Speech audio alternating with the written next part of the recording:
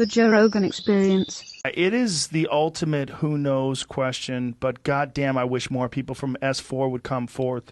If Bob really did work with all those people and they really were briefed the same way he was, if we could get more of those people to talk, that would be utterly fascinating. Well, your show has a big reach, so maybe this time somebody will hear it Straight and come up. forward. Did anybody ever reach out to you that claimed to also have worked with Bob at S4? A bunch, yeah. And did you verify any of them? No, they could not be verified, and in fact, I think they were lying to me. And Bob shoots people down all the time, so that guy's fucking standing on a UFO stage lying bullshit. I mean, no, he hasn't even. He was hoping one other employee would. However, I have had people that work at Area 51 confirm parts of Bob's story. One in particular saw him coming off the or he says he saw him coming off the Janet flights. I said, will you go on record with me that you met Bob there on the tarmac? No. Why? Everything we did there was confidential. We couldn't even tell our wives. Why would I go on record with you? And if he did go on record, he'd probably get harassed or arrested or... Yeah, he can't even tell you what he ate for lunch out there. And one of the guys I was real excited to talk with just recently passed away. He actually started the bar that was at Area 51, so everybody told the bartender stuff. He started as a flower fund because no one would send flowers to wives when people died out there. But my point is, people have come forward to George, to me. A lot of people are lying, but it adds up over time, man. I got more than 24 people who have come to me with bits and pieces of the story, who had worked out at Area 51 that I confirmed were out there. Security people who had seen a disc under a tarp in a hangar. Different people had worked there at different times, 50s, 60s, 70s, and 80s, who had little pieces of the story, not to confirm Bob. And then there was one that I pursued. I don't know if you want to keep going on this, but sure. I had pursued this guy. I was trying to find in the early 90s people who were in a position to know about what goes on out there, and I found one. And he had been active in the nuclear weapons program. He had worked for EG&G.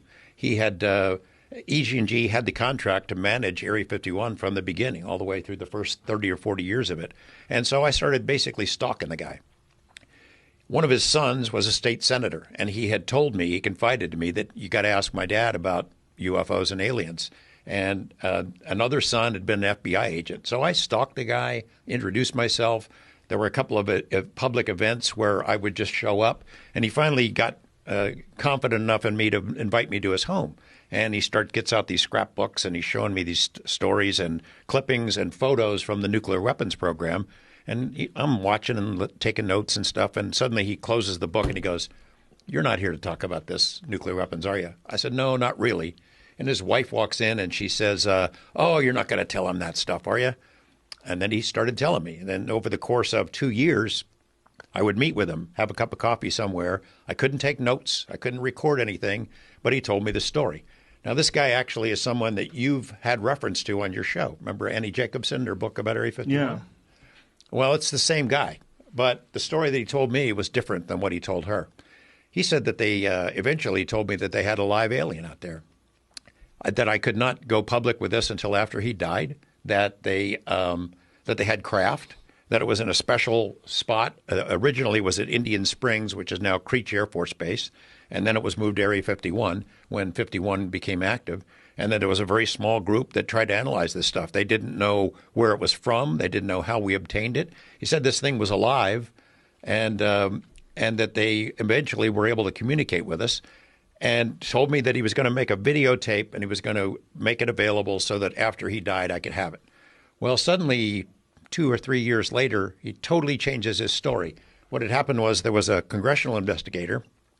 His name was Richard D'Amato, and he worked for Senator Robert Byrd, and he oversaw black budget projects. And he got onto this UFO story from Whitley Strieber. And so he was assigned, find out what the deal is. So he went around the country, talked to different researchers, and came to me and wanted to know about Area 51 and Lazar. So I told him a story, and I told him about this guy. And he got permission for this guy to violate his security oaths and talk to him about it. And they had multiple conversations, and they went to the founders of EG&G, the company, and it became a dead end. But after that congressional inquiry, this guy completely changed his tune. So he made up this story.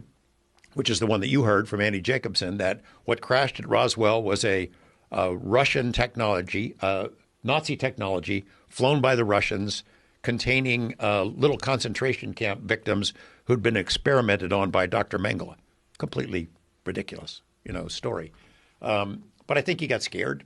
He was a real guy in a real position to know, and had shared with his family some of this information. I think the story that he told me was legit. But if he made the tape, which I think he did, I didn't get it. How much time has been wasted talking about bullshit in this subject? Centuries.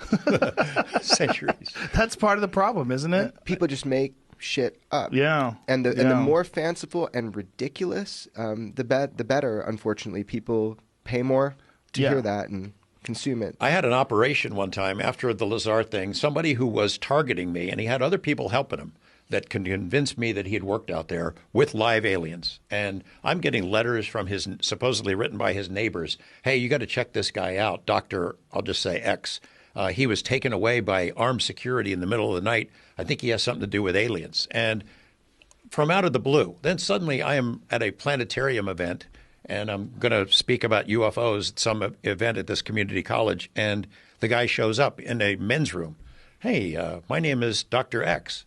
Standing there at the urinal. You're not doing a story about me, are you? So no. Who are you? What? This was a concerted effort to get me to believe that he had worked out there. And it went on for a couple of years.